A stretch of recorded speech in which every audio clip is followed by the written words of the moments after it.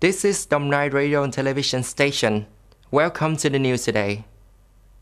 The Ministry of Industry and Trade had to send a document to locality about stabilizing the price in the body markets in the context of a rapid increase in domestic food prices after the announcement of stopping price exports from India, Russia, and the UAE. And the prices are required to have a plan on the source of goods, maintain a stable amount of price and the price service to be ready to supply when needed.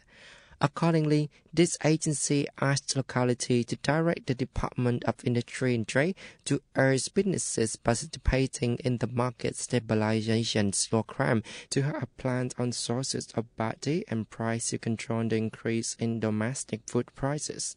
This is also to ensure the supply of price to the market from now until the end of this year, the 2024 Japan Lunar New Year, with the stable prices. The Ministry of Industry and Trade noted that the businesses should avoid buying in bulk, causing market instability, local imbalance of supply and demand, pushing up domestic prices of body and price unreasonably. The average logistic cost of Vietnam is currently equivalent to 16.8 to 17% of GDP and is still quite high compared to the world average, currently about 10.6%.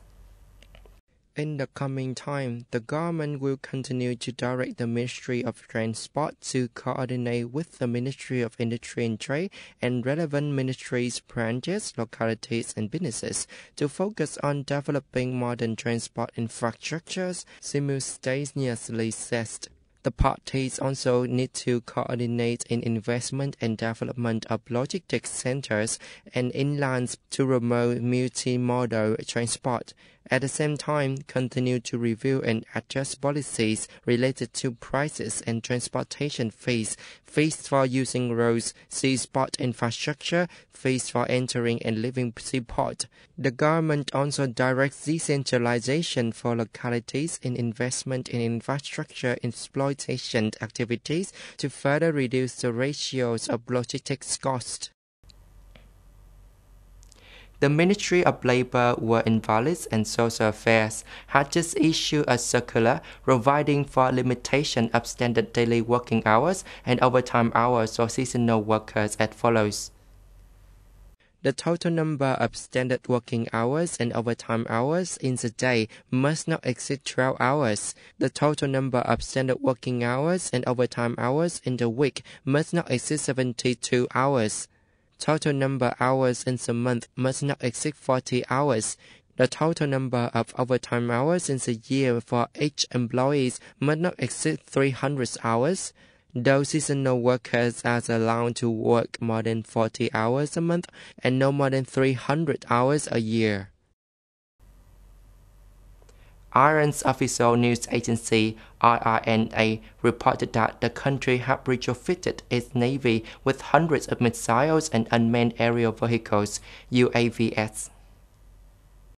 The news states UAVs of all kinds and several hundred cruise and ballistic missiles with a range of 300 kilometers to 1,000 kilometers are among additional equipment and systems for the Navy. Earlier this week, the U.S. announced it may soon add Marines and armed sailors to the cargo ships passing through the waters of the Middle East after a series of Iranian sieges of cargo ships. The Strait of Hormuz between Iran and Oman passes through 1/5 of the world's crude oil.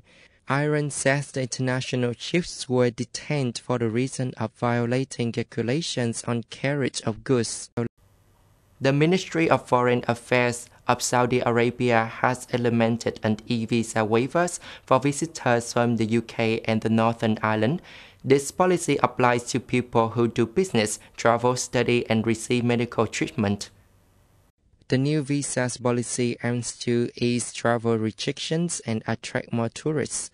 Citizens of the UK and the Northern Ireland can apply for an e-visa by completing the application form available on the website of Saudi Ministry of Foreign Affairs. Applications can be submitted from 90 days for 2 days period to the date of arrival in Saudi Arabia. Once the application is submitted, the approval visa will be emailed to the recipient within 24 hours.